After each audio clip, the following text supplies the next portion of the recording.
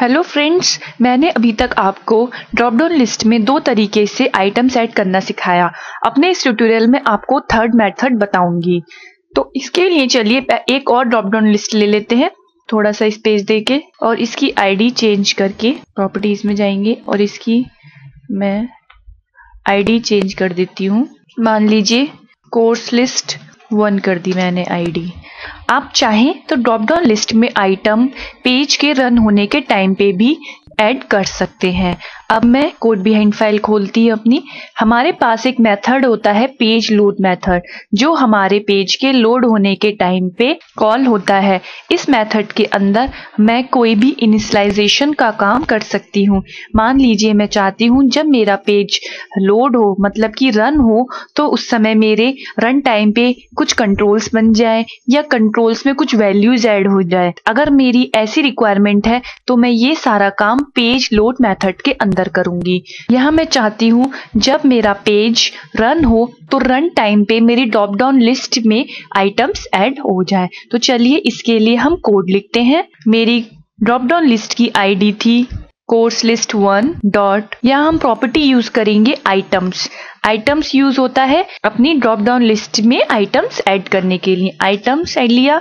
Item के अंदर आपको एक और प्रॉपर्टी मिलेगी ऐड, उसमें आप लिख दीजिए आप क्या ऐड कराना चाहते हैं डबल कोट्स में। मान लीजिए सिलेक्ट लिखा मैंने अपना फर्स्ट ऑप्शन कॉलन। इसी तरीके से course list 1 dot items dot add अपना, मान लीजिए वही सारे कोर्सेज मैं इसी तरीके से यहाँ अपनी इस लिस्ट में भी ऐड करा लेती हूँ। MCA course list 1 dot items dot add MBA course list 1 dot items dot add करा लेती है और BA। इस तरीके से मैंने रन टाइम पे अपने कुछ आइटम्स ड्रॉप डाउन लिस्ट में ऐड करा लिए हैं। अब मैं ड्रॉप डाउन लिस्ट की जो हमारी प्रॉपर्टी होती है वो सिलेक्ट कर लेते हैं, auto post back equals to true. अब डिबग में जाके अपनी वेबसाइट रन करते हैं तो आप देख रहे होंगे आपके सामने दो ड्रॉप डाउन लिस्ट आ गई हैं। पहली लिस्ट में मेरे आइटम्स पिछले दो तरीकों से ऐड हुए हैं और दूसरी लिस्ट में मेरे आइटम्स रन टाइम पे ऐड हुए हैं। चलिए मैं इस लिस्ट पे क्लिक करती हूँ और MCA मान लीजिए मैंने चूज किया। उसके बाद आप देख रहे होंगे नीचे मेरी एक राउंड ट्रिप हुई, सर्वर पे पहले पोस्ट बैक हुआ, फिर उसके बाद मेरा रिस्पॉन्स। अगर मैंने यहाँ कुछ भी नहीं मांगा है इसलिए कुछ शो नहीं हुआ आपको।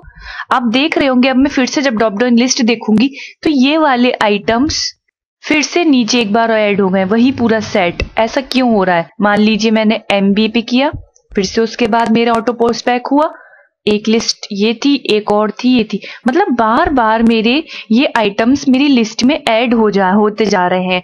ऐसा क्यों हो रहा है? चलिए इसको हम देखते हैं। इसके लिए सबसे पहले मैं इस विंडो को मिनिमाइज कर देती हूँ और अपनी कोड बिहाइंड फाइल में आती हूँ। यह मैंने आपको बताया था कि जब भी सबसे पहले हमारा पेज लोड हो रहा होता है, हर टाइम पे हमारा पेज लोड मेथड कॉल होता है। मान लीजिए जब मैंने पहली बार मेरा पेज लोड हुआ तो मेरा ये मेथड कॉल हुआ और मेरी ड्रॉप डाउन लिस्ट में तीनों आइटम ऐड हो गए। उसके बाद जब मैंने कोई भी आइटम सिलेक्ट कर लिया, मान लीजिए MCA सिलेक्ट किया, तो फिर से मेरी राउंड ट्रिप हुई, फिर से मेरा पेज लोड हुआ और फिर से पेज लोड मेथड कॉल हुआ, जिसकी वजह से एक बार और मेरे ये आइटम्स ऐड हो गए। इसी तरीके से जितनी बार मैंने आइटम सिलेक्ट किया, मेरी पोस्ट बैक हुई, राउंड ट्रिप हुई और मेरे ये आइटम बार बार सिलेक्ट होते जा रहे थे। पर हमें तो एक ही सेट चाहिए था ना, एक ही बार अपनी आइटम सेट कराने थे। इसलिए बार बार आइटम्स का एडिशन रोकने के लिए हमारे पास एक प्रॉपर्टी होती है जिसे हम इस पोस्ट बैक प्रॉपर्टी कहते हैं। ये प्रॉपर्टी हमारी पेज की प्रॉपर्टी होती है। जब हम सबसे पहले अपने पेज को रन कराते हैं, मतलब कि जब फर्स्ट टाइम हमारा पेज लोड होता है, तो ये प्रॉपर्टी फॉल्स होती है और जब इसके बाद ये प्रॉपर्टी अपने आप ही ट्रू हो जाती है।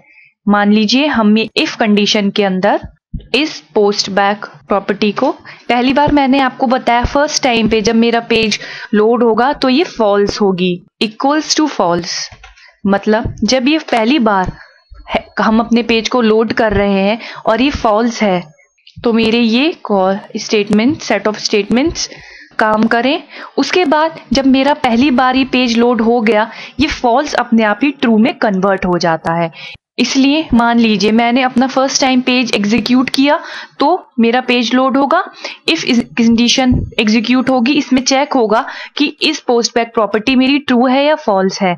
फर्स्ट टाइम पे मेरी प्रॉपर्टी फॉल्स होती है तो ये कंडीशन ट्रू हो जाएगी, मतलब ये इफ कंडीशन मेरी एग्जीक्यूट होगी और मेरी ये तीनों चारों स्टेटमेंट चलने लगेंगी। उसके बाद क्या होता है, इस पोस्ट बैक प्रॉपर्टी मेरी अपने आप ही फॉल्स की जगह ट्रू में कन्वर्ट हो जाती है। तब उसके बाद मान लीजिए मैंने अपना कोई भी आइटम सिलेक्ट किया MBA और मेरा पेज फिर से लोड हो रहा है, तब मेरी चूंकि इस पोस्ट बैक प्रॉपर्टी फॉल्स की जगह ट्रू हो चुकी है तो ये इस ब्लॉक कॉल नहीं होगा और मेरा आइटम का सेट एक ही बार ऐड होगा। चलिए इस बात को और क्लियर करने के लिए मैं अपनी वेबसाइट को रन करती हूँ। डिबग में जाके स्टार्ट बताओ डिबगिंग। अब मैं इस ड्रॉप डाउन लिस्ट पे क्लिक करूंगी तो मेरे पास 3 आइटम जो मैंने ऐड किए थे वो दिख रहे होंगे, MC, MBA, BA। मान लीजिए मैंने MBA चूज किया, सर्वर पे रिक्वेस्ट गई। अब देखते वही 3 आइटम है, मेरे और आइटम सेट नहीं हो रहे। ऐसा हमारा इस पोस्ट बैक प्रॉपर्टी की वजह से हो रहा है। अपने इस ट्यूटोरियल में मैंने आपको थर्ड मेथड बताया ड्रॉप डाउन लिस्ट में आइटम सेट करने का। आगे जाके हम कुछ और कंट्रोल्स के बारे में पढ़ेंगे। Thank you.